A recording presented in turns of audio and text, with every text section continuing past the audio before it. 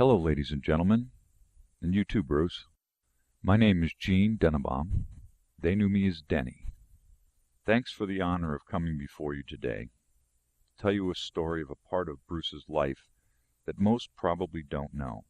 The period of time is 1969 to 1970, and the place is called Can Tho, Vietnam. I'm going to show you a bunch of pictures and tell some stories about Bruce, his friends at the time, and some of the things that we did.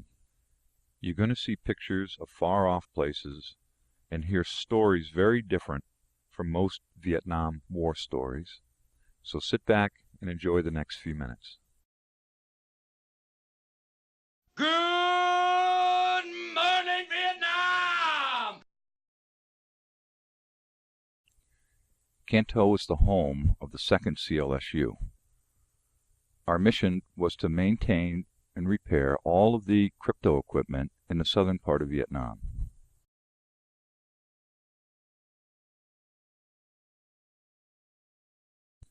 The 2nd CLSU existed from 1968 to 1971 and was located at the Can Tho Army Airfield.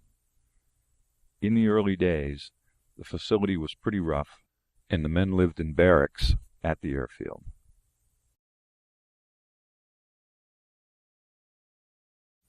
By the time we arrived in 1969, the old site had been improved quite a bit. We lived in a hotel. Life was good. There really was no war going on.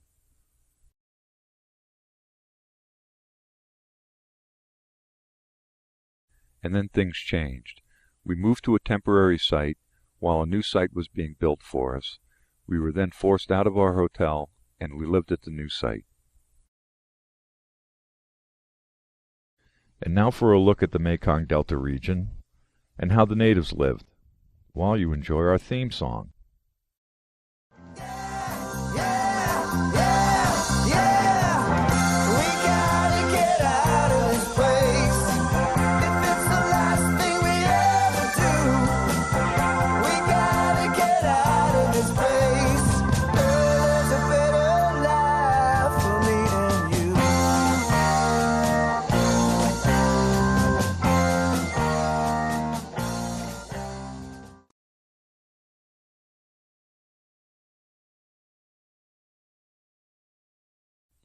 Now let me introduce you to some of the characters. This unit picture shows the whole bunch. These are the 3 Musketeers. That would be Mark, Bruce, and myself. We were pretty much inseparable, and we got into all kinds of trouble together.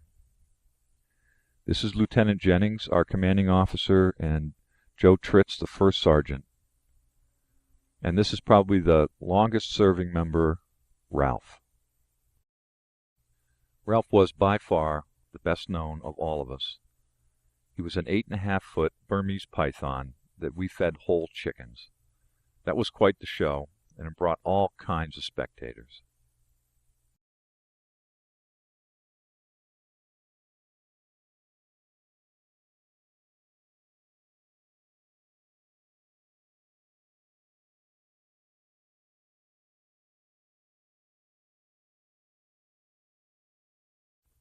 And now for fun and games. We were really big on volleyball and what we called cookouts.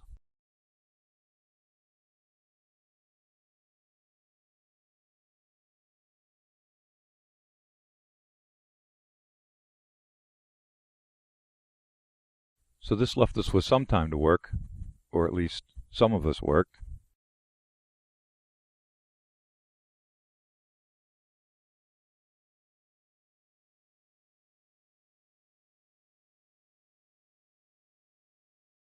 And now for some of those stories. This is Joe Tritz. He was our nemesis, without a doubt. But we got our licks in, too. There was a time when Bruce came up with the idea of painting iridescent orange peace signs on the backs of frogs and letting them go inside the barracks near Joe's room. He hated the peace sign. This one drove him nuts. And then there was the time that a bunch of us ate the sea rations that had been stored for our emergency rations. When Joe found out because he was opening boxes and found them all empty, he screamed, "Dennebaum, Flagler, Glandon, you're guilty." we objected and said we weren't. He said, well, I don't know if you are or not, but you're getting punished. You were in on everything. He was right. Our punishment was to paint rocks white and to paint barrels orange. Typical Army. My personal favorite was about Mark. Mark always claims, and does to this day, that he was a good boy and that Bruce and I always got him into trouble. Well, there was a time when we lost power at the airfield, and after a couple of days with being out power, a few of us came up with a scheme to rig a temporary feed from the emergency generators at the comm center next door. After working all day long on the project and finally getting the power back on, Joe forced us to go to work that night as if we had done nothing. Mark was so pissed off, he shit in Joe's boot. Now for my last selection of pictures from Vietnam, I'm going to give you what was probably the favorite topic of our cameras, the Vietnamese kids.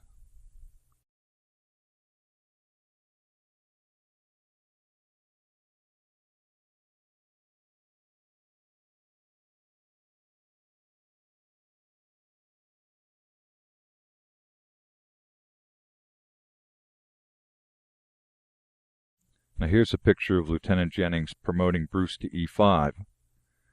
Ben tells me he always thinks of Bruce with that smile on his face. He says you always knew he was about to pull something, but you never knew if you were going to be laughing or you were going to be the brunt of the prank. For all the time I've known him, I believe that Bruce feels that it's best to just smile and keep quiet. It makes them wonder what you're up to.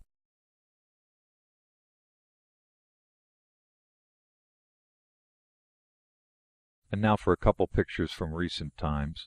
This is a shot of Bruce when he came to visit me in New Hampshire last year in May.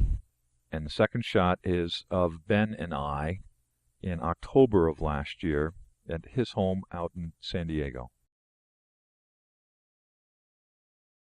This year in May, Mark and I got together with Bruce and we went to a race at Lebanon Valley.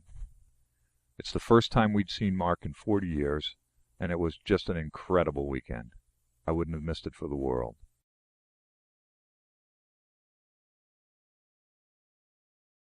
So you know this guy.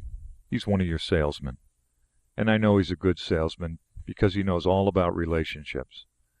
My relationship with Bruce over the past 40 years has been one of the rock-solid things that I can count on. A year or more would go by, and one day my phone would ring, and his voice would say, "Hey, asshole." I'd know it was Bruce, and I'd know that everything was okay between us. So Bruce, when you see this next shot, you'll understand how I feel.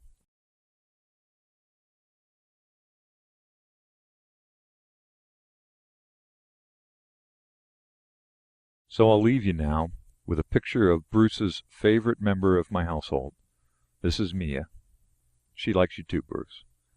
I want to thank you folks for giving me an opportunity to reach out and participate in this today.